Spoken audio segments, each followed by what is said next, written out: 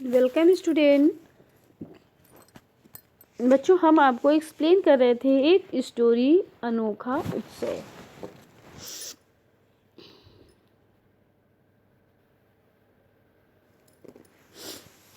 तो बच्चों, हमने आपको बताया था कि ये उत्सव पुर्तगाल में मनाया जाता है। गांव के बच्चे, बूढ़े, बुजुर्ग और जवान सभी इस उत्सव में भाग लेते हैं।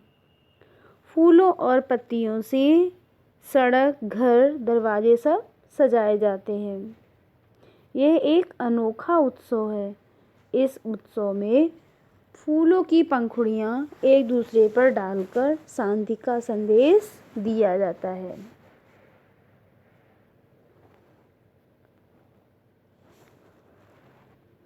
इस त्योहार के आने से पहले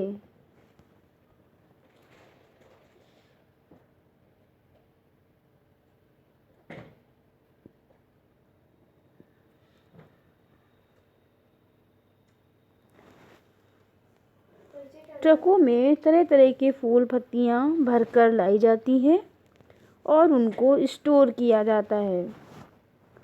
3-4 दिन पहले से ही इसकी तैयारी शुरू हो जाती है। गांव के जो विशेष स्मारक होते हैं उनमें डिज़ाइन बनाकर उन्हें भी सजाया जाता है। अब बच्चों, इसका हम सेकेंड पार्ट आपको बताएंगे। फूलों के नमूने ऐसे प्रतीत होते हैं मानो सड़क पर रंग बिरंगे गलीचे बिछा दिए गए हों। पूरी रात उत्सव का वातावरण रहता है। फूलों की टोकरियां भर भर लाई जाती हैं। कामगार फूल सजाते हुए संगीतमय हो उठते हैं।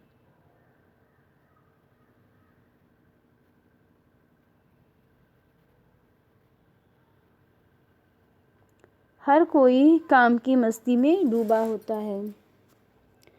कोई चाय ला रहा है तो कोई सैंडविच। सारा गांव एक हो जाता है। बच्चों की खास तौर पर मस्ती होती है। वे मदद भी बहुत करते हैं। दौड़ दौड़ कर विशेष रंग के फूल ला ला कर देते हैं।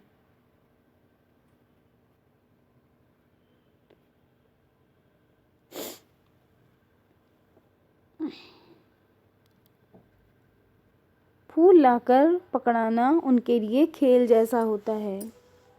वे इस काम को हास परिहास और स्पर्धा भाव से आनंद पूर्वक करते हैं। बुजुर्ग महिलाओं को देखकर लगता है जैसे उम्र इन्हें जरा भी धीमा नहीं कर पाई। बड़े ही जोश के साथ इनके हाथ चलते हैं। सुबह जो तस्वीर सामने आती है उसका तो कहना ही क्या है। स्वर्ग का नंदन कानन पृथ्वी पर उतर आया हो। कानन मीन्स होता है जंगल। शाम को जुलूस निकाला जाता है जिसमें घोड़ों पर जवान, चर्च के पादरी और बच्चे भाग लेते हैं। वे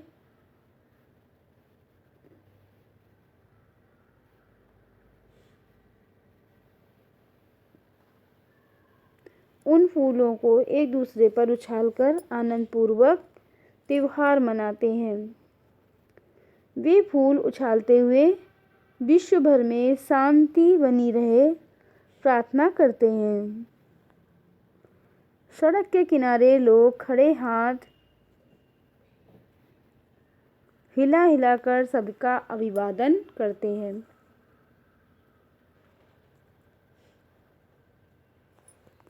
फूलों के साथ साथ सबका उत्साह उल्लास देखते ही बनता है। इस फ्लावर फेस्टिवल को मनाने की कहानी कुछ इस प्रकार बताई जाती है। बहुत समय पहले की बात है, तब पुर्तगाली सेना का एक विशेष युद्ध के लिए तैयार हो रही थी। सभी जवान अपनी बंदूक के लिए पंक्तिबद्ध खड़े कूच के आदेश की प्रतीक्षा में उतावले हो रहे थे। तभी एक वृद्धा अपनी फूलों की टोकरी के साथ वहां आई और सभी